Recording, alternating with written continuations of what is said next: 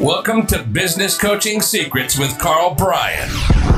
If you want to attract new high-end coaching clients, fill live events, and build a wildly profitable coaching practice where business owners pay, stay, and refer, you've come to the right place.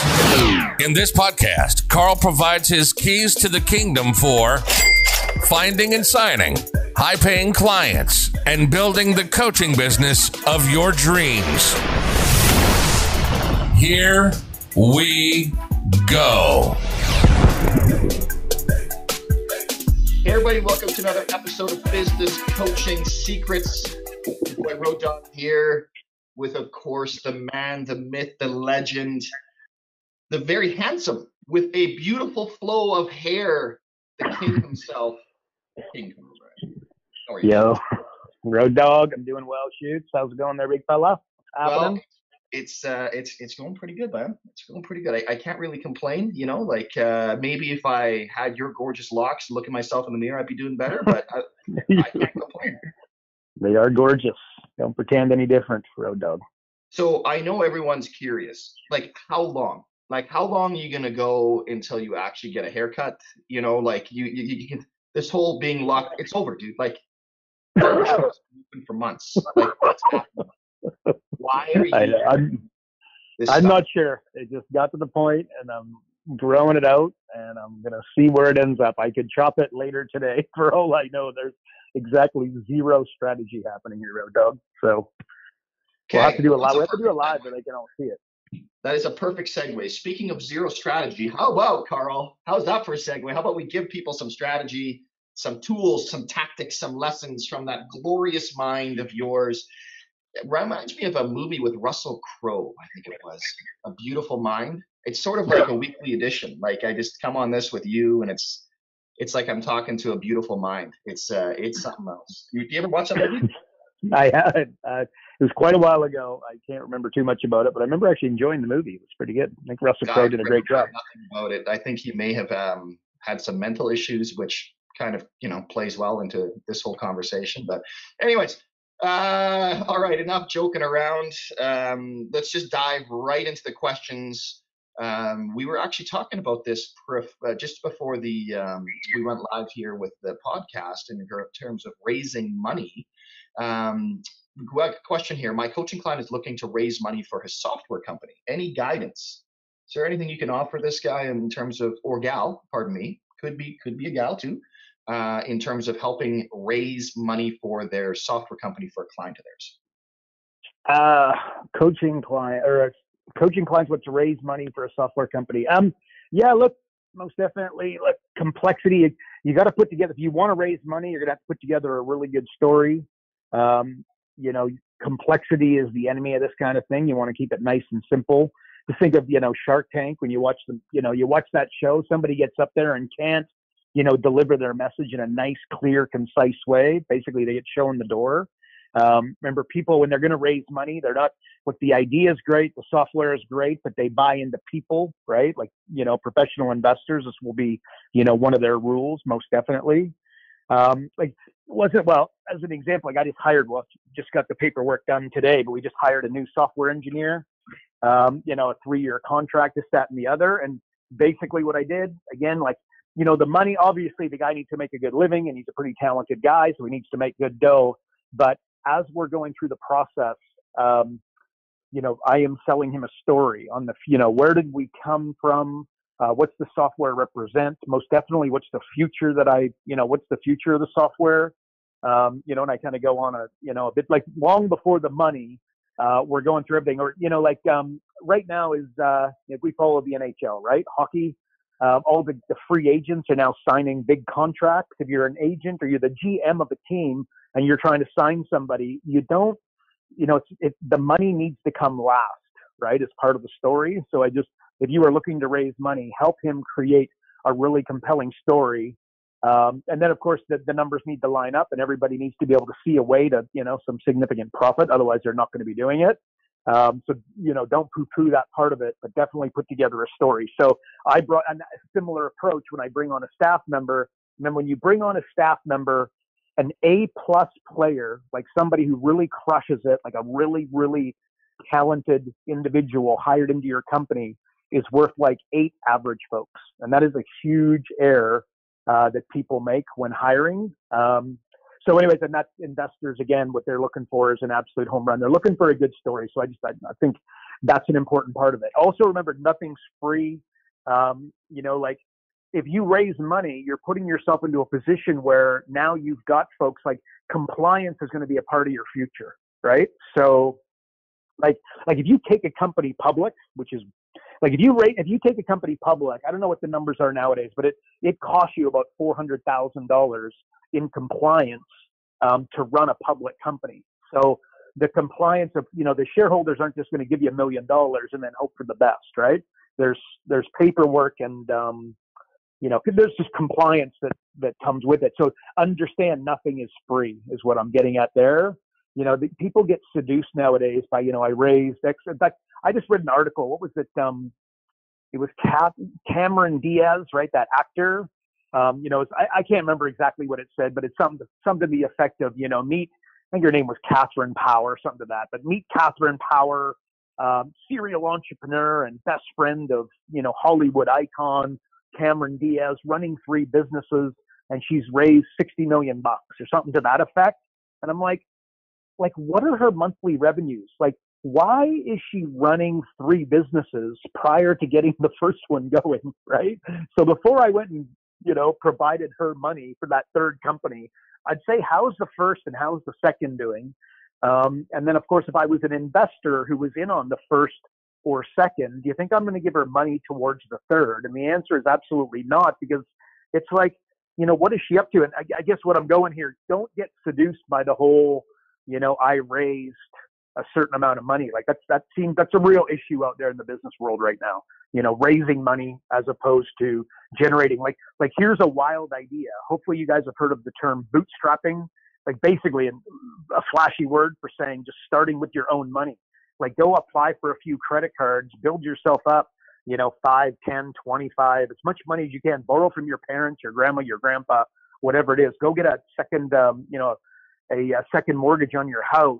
Take that money and build your company as opposed to raising capital. That being said, there's also an argument to saying, other people's money, like using other people's money so you're not putting your own in harm's way. But just do understand that it doesn't come at it doesn't come for free. That compliance can absolutely kill you, because all the time that you're spending being compliant and providing them the numbers and the, all the financials that they need to feel that their $1 million investment is being looked after is just time that you can't be spending growing your business. And that comes at a significant cost right there. In fact, I get a call from a buddy of mine, that's Barry. So I get a call from a buddy of mine, and same thing. He's looking to raise capital for an idea. And we're talking about a substantial amount of money, like 10 to 25 million. And it's just, I don't know, man, it's, you're putting a lot of money in harm's way. What if you could just bootstrap it and get a few sales under your belt and then launch it? I mean, this might be a better place to start. Not always possible, clearly, but, that bootstrapping as a roadmap would be a better game plan. In fact, something else that might be relevant here, so Salesforce, no doubt we've all heard of that. Real unbelievable company, and one that if you're not familiar with it, you should be spending some time with, right?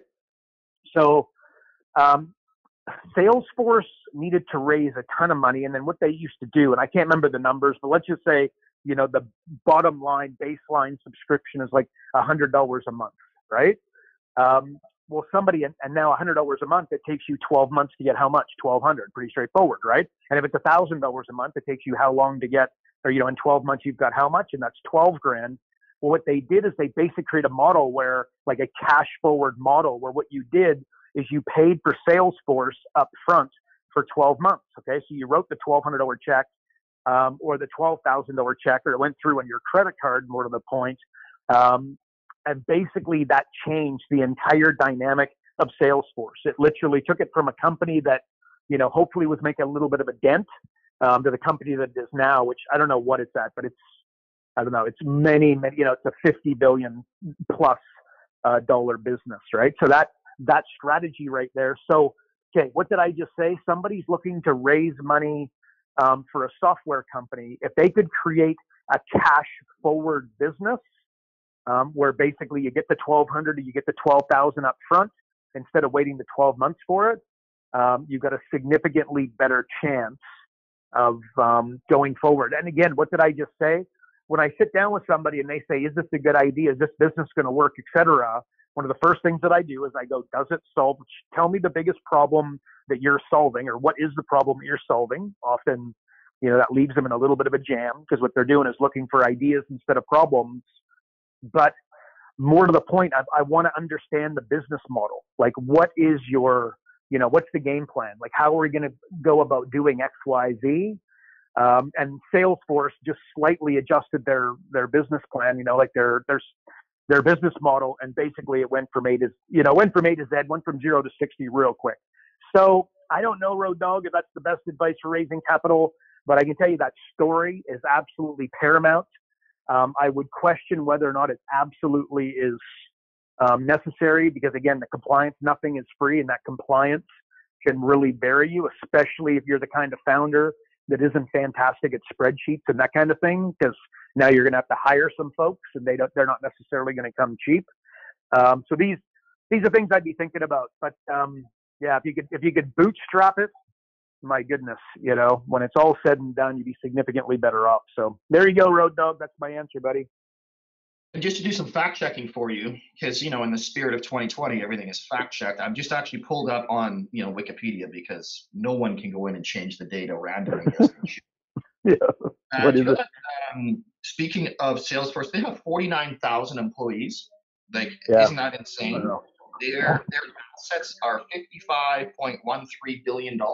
So there you go. What do you think of that? Yeah. Okay. High fives to Mark Moynoff. Freaking legend. Right? Their annual revenues are $17 billion. So not bad. Not so bad for a guy that was sitting front stage, probably right beside you at Tony Robbins. So there you go. There you go. He was. There you go. Hey, next, can you hear that? There's some weird noises happening in my building right now. What are some myths in business coaching or common things that people get wrong? I saw this question. I'm like, I cannot wait. Here's a guy that's you have seen probably everything and anything when it comes to coaches, coaching, all that stuff. And I can't wait to hear your thoughts on what are some myths in business coaching or common things that people get wrong. So some myths, oh Lord, look, the first one I'd start with is, what's that saying? Like, if you do traditional coaching, they'll say the client already knows what they need to know.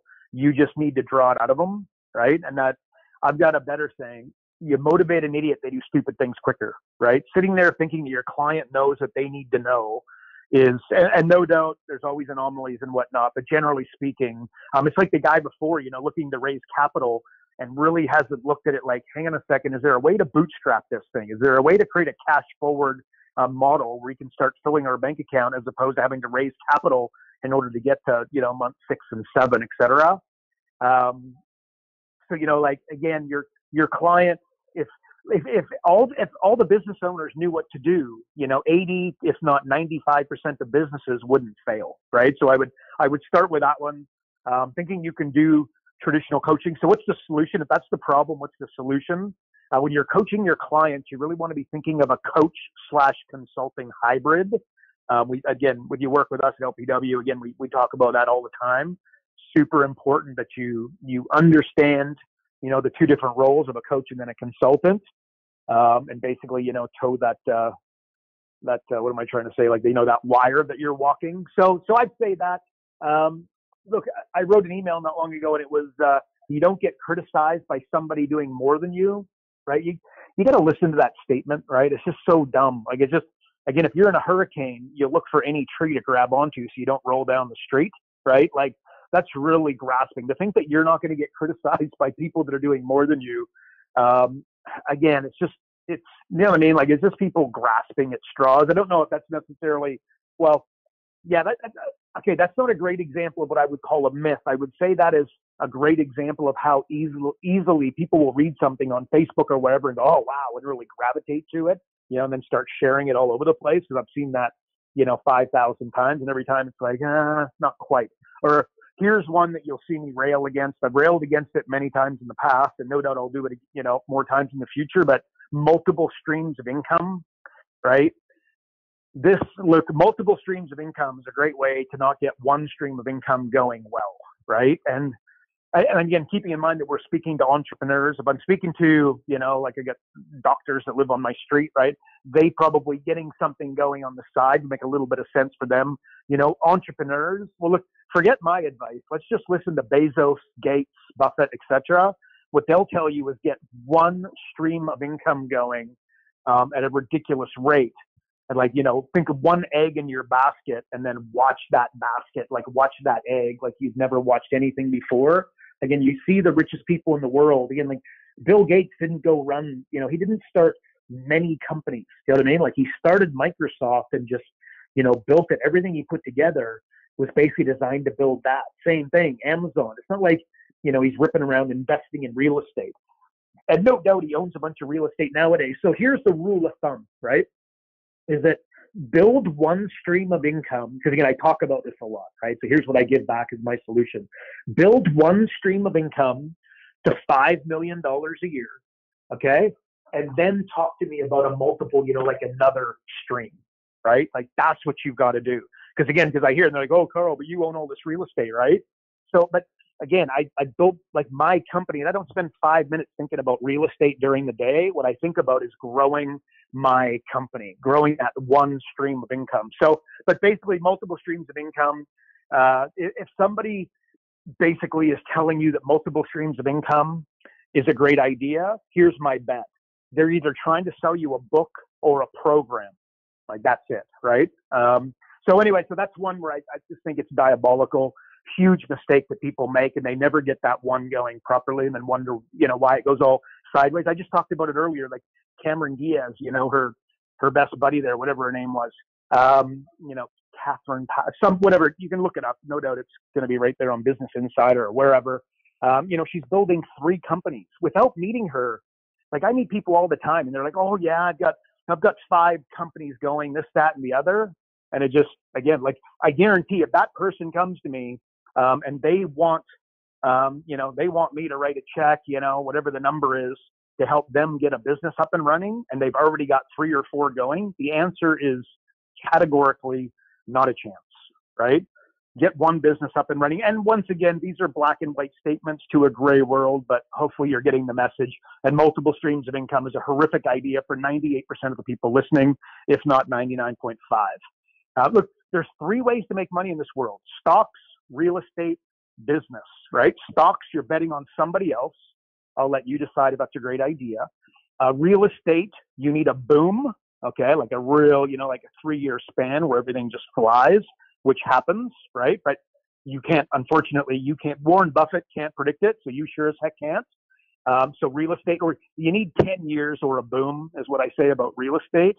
And then business, basically you're betting on yourself, and the magic of business when you're looking, for your one stream of income, you can double your money every 30 days, literally every 30 days. So becoming a business coach, I say this all the time when I'm talking to our coaches, the number one reason to become a business coach, or certainly very, very high up, top 3 all day long, is what you learn as a business coach. Because again, 3 ways to make money: stock, real estate, business.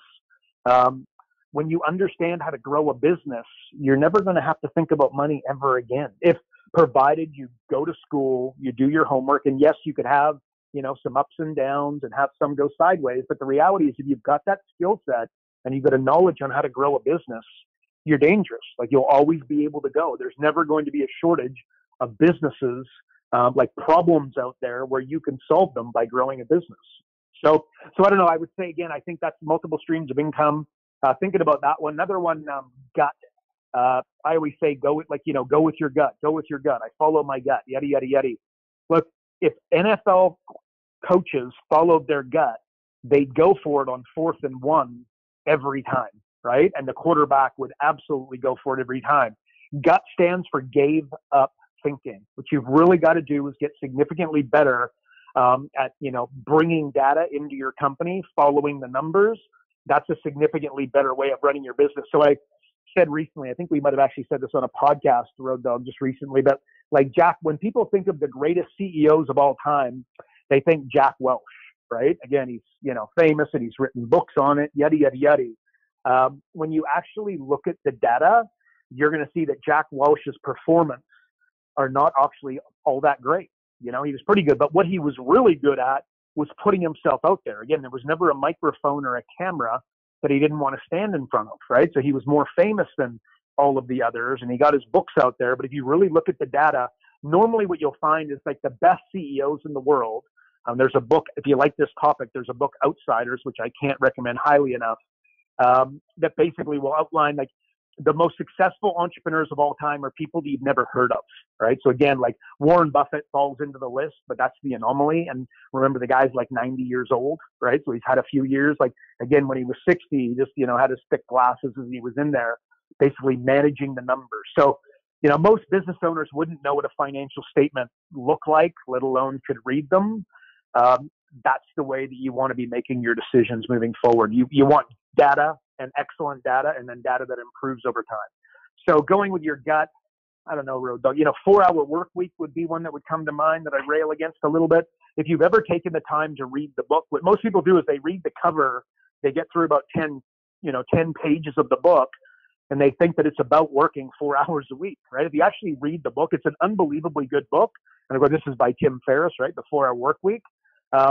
It's a book about lifestyle. Like it's a book about getting 40 hours of work done in 4 hours, not working 4 hours and then water skiing the rest of the week, right? So, but the problem is, again, people read the title and then they think they know what the book's about. And the thing that frustrates me, Road Dog, and the myth and why I rail against it is it just creates this unrealistic expectation for entrepreneurs and business coaches working with their clients where like the goal is that nobody actually works, right? Again, you see Warren Buffett, Jeff Bezos, Bill Gates back in the day. I mean, these guys work their backside off. They love it, right? Like this is what they do. So, again, like, well, that brings up a good point. Like, do what you love, right? Again, it's another, like you'll see that all the time, right? Oh, so what should I do? Oh, look, what do you love to do? Oh my God, you love hockey? Well, you should build a business around hockey, right? Which I have done that, by the way. Love hockey, played a bit of hockey in my day. And like a great way to stop loving what you love is to build a business around it, right? Again, Road Dog, guys making, millions of dollars a year to play hockey and, they just putting on their knee pads is a big pain in the butt, right? But doing what you love, that is not really, you got to fall in love with what you do. That's the secret. Systems will set you free. Again, this is a real, Michael, as soon as I say this and I rail against it, I always get a comment about Michael Gerber and the E-Myth. But here's a nice little fact. Michael Gerber, who, by the way, wrote an unbelievably good book. The E-Myth is a fabulous book. E-Myth Mastery. You should read the two. You should read them, right? But really, he's never ever built a business. That's just a reality. So I like to learn from people that have built billion-dollar companies. Like Jeff Bezos is a guy that I want to listen to. Bill Gates around business is a guy that I want to listen to. Warren Buffett, most definitely, the Google boys. Like these are the guys that I want to be listening to. And what you will see is that unless you're McDonald's and you hire 16-year-olds, systems stifle creativity.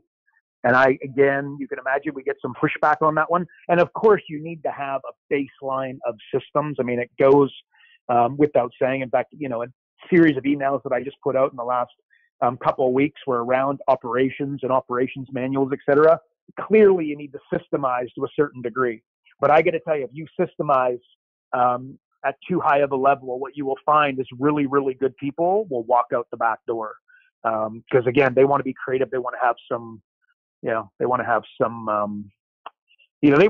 skin in the game. People support things they help create, right? So again, pretty important that you give them a little bit of leeway to basically, work autonomously and, come up with good things to be doing, et cetera. So systems will set you free, again, is a myth that I don't know. I'm sure there's lots of other ones. Maybe the last one is The Secret, that book and movie, yada, yada, yada. The Secret, just sit in your hotel room and think really positively and amazing things are going to happen. But clearly thinking positive would be better than thinking negative. Like that's a 101. But really, it's action is where it's at, right? You better to have neutral thoughts or even negative thoughts, and just go one foot in front of the other, and go on the journey basis, versus concentrating on the destination type of thing. And you get significantly further.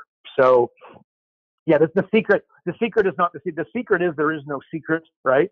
And it's just action. And I think that you will find by putting one foot in front of the other, even if you make a decision and you make the wrong decision, well, you're going to find out a lot quicker than if you stay in the boardroom and think this thing through, right? So, clearly positive thoughts are better than negative, but I got to tell you, if they just, if they put the secret is action, they'd be significantly further off. But the problem, Road Dogg, is that book would never sell. That movie would never sell. If you told people how hard they had to work and how much trials and tribulations and everything else that they're going to go through, they'd never get started, right? So it falls into the sexy and delusional. Same with Facebook ads. Like if I go, put an ad on Facebook, or I go to my Facebook profile and I put something about I'm running a program on how to get coaching clients through Facebook ads. I'm going to, I have to put on my hockey gear because I'm about to get run over because there's so many people that would want to jump into it. The problem is, and why? Because it falls into that sexy and delusional, oh my God, it's all going to, happen automatically for me. So basically, Road Dogg, that's, I'm sure there's some others there. You probably got a couple of your own, but I don't know. There's some myths and some, common things that people are thinking that they get wrong. And I just go back to what did I say? The first one, what do I see on Facebook? You don't get criticized by someone doing more than you. Again, just when you're flipping through your Facebook feed or you're reading all these motivational quotes, or I don't know if that follows, these memes and whatnot, be a little careful with just taking it all at face value, right? These people that are creating these things aren't necessarily, they're not necessarily right. You go and create your right. So I think by, having a mental model where you question these things and you challenge these things versus read it and then go, oh, wow, that's really, that would make sense. I think you'd be doing yourself a favor. So what do you think, Road Dogg? That's my answer, brother. Do that. Real quick on that, because just to follow up, like we talk about myths, everything else, people's perceptions. And by the way, yes, the movie Do the Work isn't going to sell as well as The Secret. Shocker. But when it comes to goals, because again, it's like, you got to set these big, hairy monster goals or whatever. So, because we had a question on this, do you set a monster goal or small little ones? Anyway, small little ones and celebrate along the way. I know where you stand on this, but can you just kind of share that with everybody? Because I think it's a very important thing, because, we're always, this is how often do you get asked what your big goals are? So they're asking me, Road Dogg, so do I set a monster goal or should they? Just want to be clear here. Do you set a monster goal? Okay, come on, bud. Yeah, we're trying to learn from the best. So enlighten my friend on Road Dogg. So we can have that more can be misconstrued as a compliment, dude. What's happening, man? You're losing your touch here, dude. Listen, what's bud, happening, man? It's fall, it's Thanksgiving season. Sometimes you just got to be thankful. Count your blessings, my friend. Come next month. That's it. Gloves are off. All right. All right. So most people don't know what they're going, so any road's going to get them there. Again, that's, a challenge. Again, this is why I think when people flip through their Facebook post or their feed and then they see something, like what I just went through, multiple streams of income, and start looking at, real estate properties near them, they don't have a clear strategy or a game plan. Like I believe I think this is a good question, because I think what you want to do is you want to create a monster vision for yourself, or, forget me and forget you, forget Road Dogg. Let's just talk about what do the big boys do, right? Like Microsoft, what was their, this is like back in 1980, a computer on every desk and in every home, right? Like when Microsoft came up with that, you got to understand that a computer was the size of a van, right? They said that, they're like, oh my God, give me a break, right? But the good news is, again, they didn't expect to do it today, tomorrow. What they did is they create a goal, they created a monster vision for themselves, we'll call it, right? Or Google, what was it? Organize information and make it universally accessible and useful. Something that I'm probably making a meal of that, but the nuts and bolts, that's their plan, right? Is to organize the world's information and make it universally accessible and useful. What they found is they went to the search engine. I suppose it was Yahoo right back then, right? And what they searched and then what they saw was, you know what I mean, like total disconnect. And it was basically just a bunch of, crap getting sold to people, right? Like Uber, they ignite opportunity by setting the world in motion, that kind of thing. Or Kickstarter, mentioned that, to help bring creative projects to life, right? We're talking about raising money, Kickstarter. There you go. So like, I want to set the standard for the entire business coaching profession.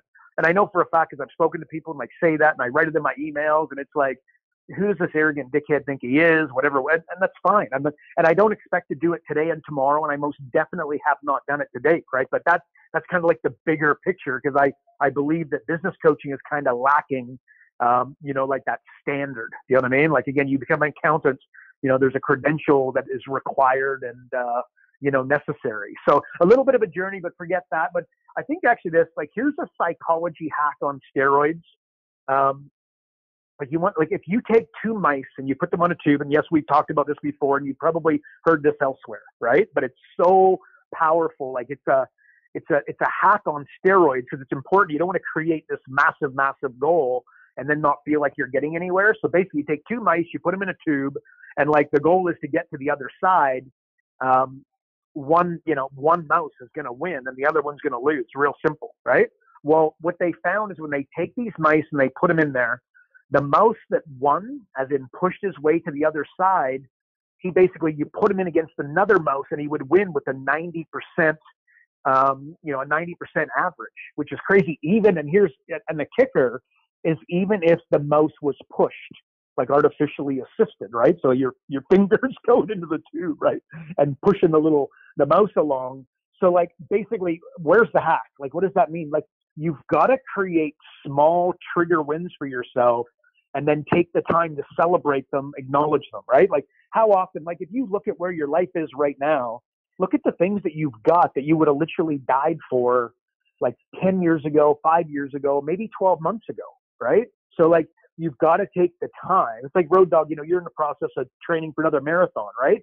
Instead of if you only celebrated when you got to the end of the marathon, no doubt you could see how this would be a very long period of months for you, right? So what you got to do, you got to celebrate putting the shoes on at the door. Like, I'm actually starting training. Like, this is happening. When you hit if you're just starting out with training, 1 kilometer might be the distance that you make it, right? Around the block a couple times. Then you make, 1 mile and 5 miles. Like, you got to celebrate those, right? And then what is that going to do? It's going to be like the mouse having a win. And then you basically get in the habit, and like, you train yourself that you just continue to win, right? Like, and you get on these rolls. So I don't know. I think that, yes, you should create this absolutely monster goal, but you've got to make sure that don't make the monster goal to the point where then you're not celebrating the little wins, right? Like, most people do push-ups and get tired, but then a Navy SEAL does it. And the psychology that he has is that, when I do push-ups, I get stronger. Like, think of the difference in the psychology of the two folks, right? Like, where do you think you're going to, where do you think you're going to get further? Like, again, we're talking to business coaches. Like I've got something right now in my world where there's an uncomfortable conversation that I've got to have with somebody pretty close to me, right? Well, look, I can get scared of it. I can oh my God, I can delay, procrastinate, really let it eat at me. Or I can just deal with it, and then deal with it with the approach that at the end of this conversation, good, bad, or ugly, that I'm going to get stronger. And the next time that I have to have a conversation like this, that I'm going to be that much better at it, right? Like, I think actually, I've got a buddy, and he's got to fire somebody, right? And he's stressing, and he's this. And what I said to him, I said, do you realize, man, that when you look at really successful people, they often look back, like my mind's going to Kevin O'Leary right now from Shark Tank. And he talks about, he had this job. I think he was serving ice cream or something. It was a pretty lame job, making no money. He was just a kid. And then the lady who owned the place wanted him to get on his hands and knees, and think Kevin O'Leary, if Mr. Wonderful, he's pretty hard. I'm sure he's a softie if you get to know him. I don't know him, but he's a pretty hard guy, on the show and whatnot. Well, he's on his hands and knees and expected to scrub bubble gum from the floor.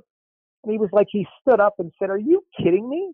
Like, you hired me to serve ice cream and you want me to get on my hands and knees and pick gum off the floor, shove your job up your bum and I'm out of here, right? Well, later on, like the guy's gone on, I don't know, he's worth, 500 million, maybe a billion, maybe 100 million. I don't know.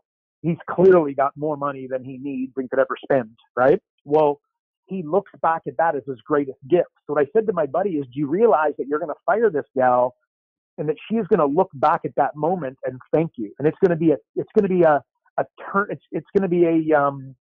turning point for her, right? Like this is actually going to be you're literally giving her a gift. It's just like changing, you know what I mean? And notwithstanding, when you fire her and you're successful at that, like in the future, you're a management position in a big company, you're going to have to fire people in the future. You need to be thinking about, you need to be, like you're going to be that much better in the future at doing it. It's going to be that much easier next time. So if you take that, different approach in psychology, I think that's important. And what I'm getting at there, Road Dog, okay, so monster, like I believe that, forget the company, just for yourself, you've got to have a monster vision. And if you like this topic, again, Tony Robbins, I think does some really great, provides some really good, you can really dig deep, significantly better than I could ever do, to get you to really build that bigger vision and bigger picture for you and your future. But don't do it at the expense of not having the little win, like the mouse in the tube, so that he continues to win, because then you start to knock things over. Like just imagine my buddy again, he fires this gal and he's literally thinking about how this is going to be like a gift to her. Like how much easier is it? And by the way, don't, like, unless it's absolutely necessary, like you're better, like you hear something that's really relevant here, Road Dog, like you're better to solve your problems than trade them away, right? So think about, like, you've got a hockey team or a football team or a baseball team, and you've got a guy who's underachieving. Before you go and trade him away and get stuff all for him, because clearly he's underperforming, you're significantly, like, bring in a sports psychologist, sit him down and give him a piece of paper and say, look, man, what are your needs for us as a ball club to support you and your family? And what, and by the way, on the other side of the paper, tell me why you feel like you're underachieving right now.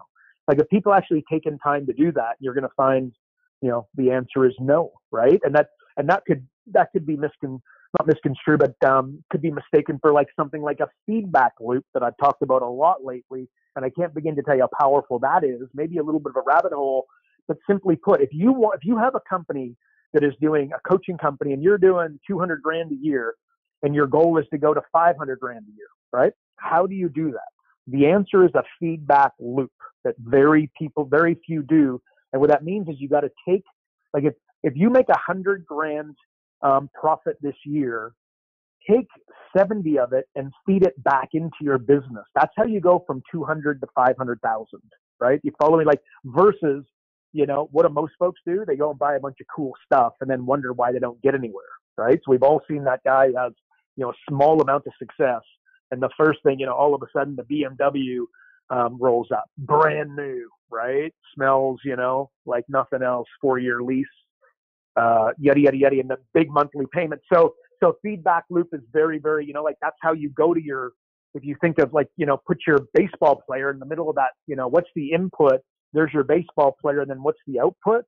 Well, let's adjust the input a little bit before we go and trade our problems away is where I'm going. So there you go, Road Dog. That's what I'd say, man. I hope that's helpful, but I definitely am in favor of and it's not me, what I have seen and studied at a high level, Microsoft, Amazon, etc.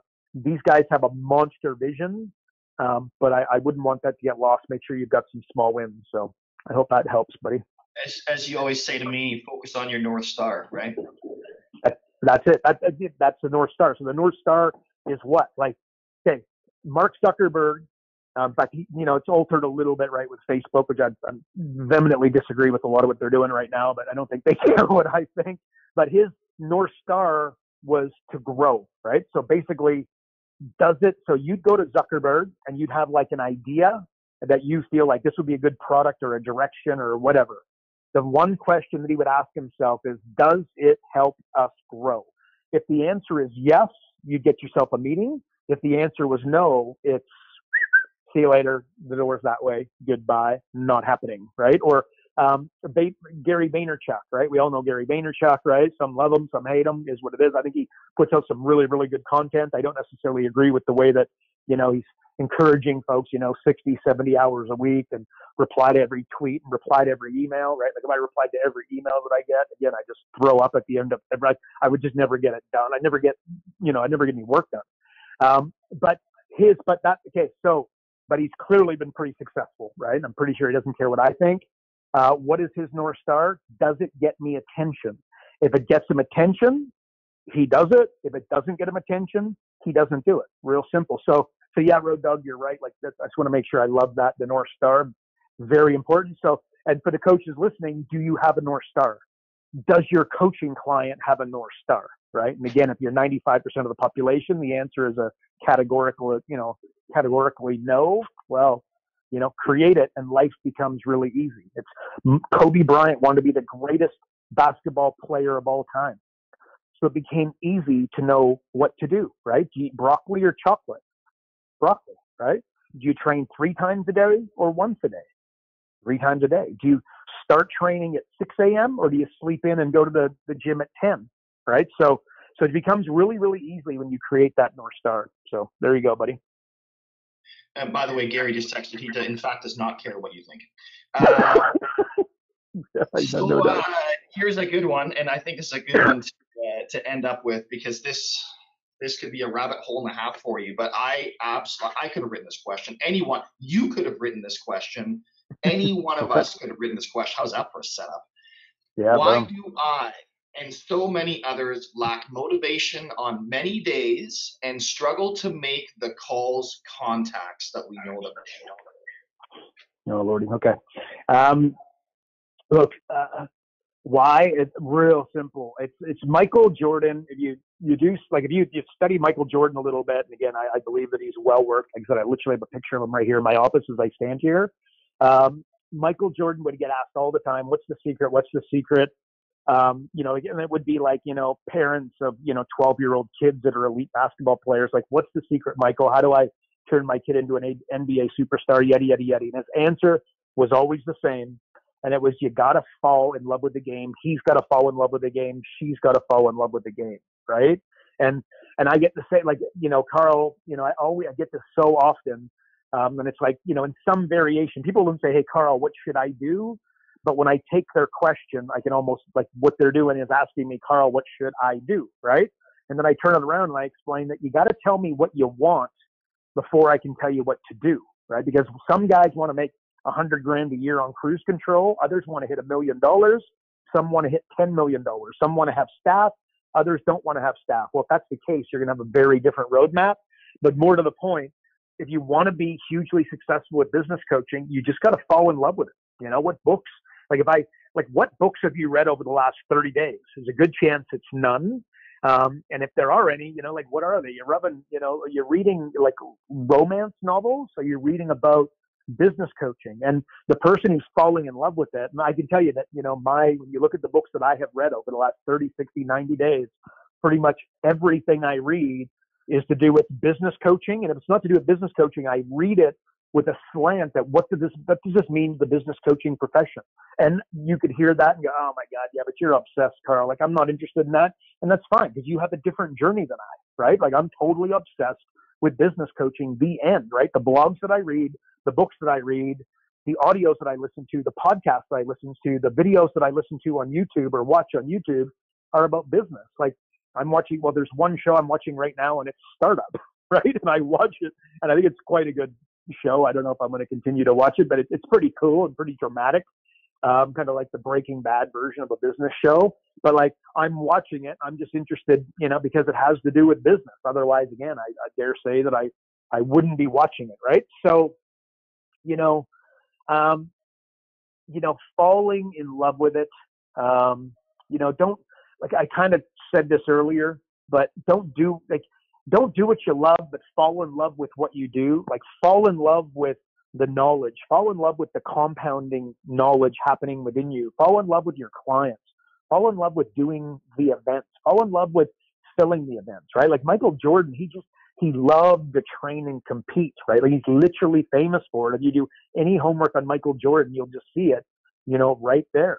So that's what you've got to do as a business coach. And then be careful, not to fall in love with the lifestyle, right? Don't fall in love with the 5 Series BMW. Don't fall in love with, flying first class. Don't fall in love with, the big earrings in either ear, right? The way the basketball players do. Like, it's just, when you see that stuff, there's a really good chance things are going in the wrong direction, right? And, when you see somebody who's really crushed it and then it disappeared, more often than not, or with reasonable consistency, I'll say, if you really look at it, what happened is they went and bought the boat, and then see, it's not about the boat and the 150 grand or whatever it costs to buy.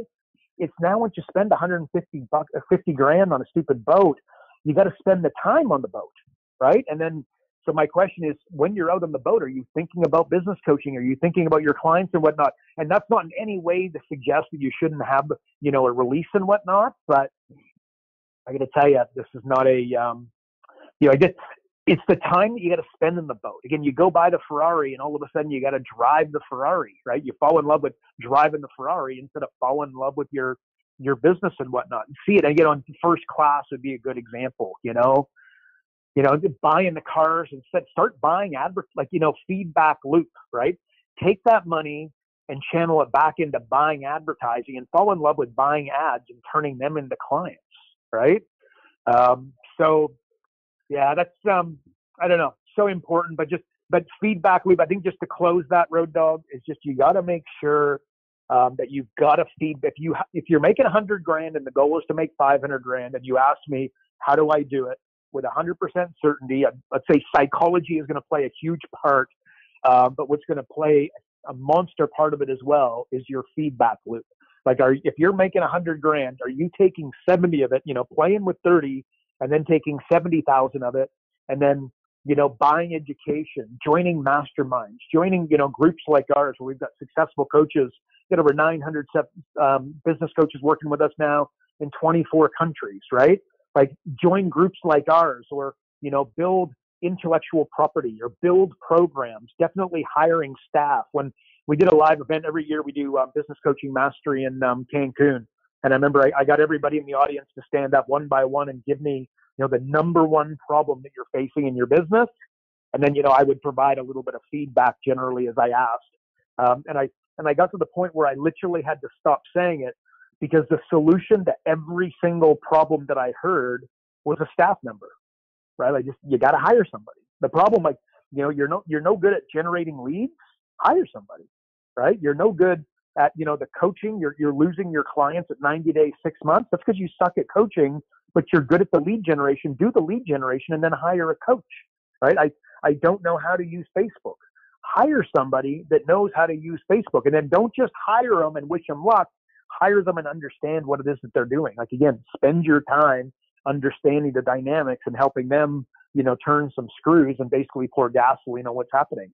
So the feedback loop, people mess that one up all the time. And it's, like if you've got a Facebook ad, right? So like you've got input, Facebook ad in the middle, and then output, right? The input is, the copy, the ad, the budget, etc. And then the Facebook ad, is like, the systems and processes that Facebook follow.